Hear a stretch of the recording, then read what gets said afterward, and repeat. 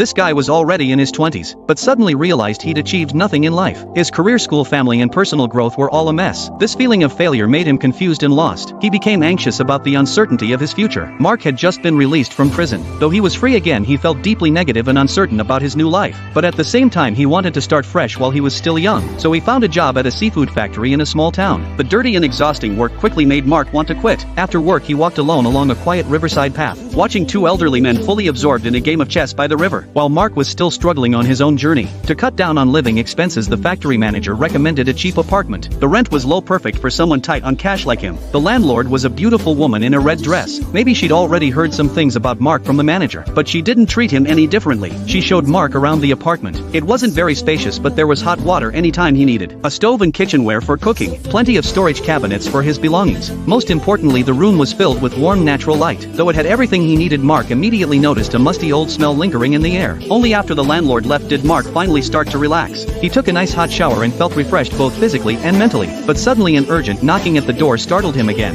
Completely caught off guard, Mark nervously threw on some clothes and opened the door. Standing there was a strange middle-aged man. He introduced himself as a neighbor from next door. The man immediately accused Mark of being rude. He said since Mark just moved in, he should have brought gifts to greet his neighbors. Mark felt extremely uncomfortable hearing this, but then the man made an even more absurd request.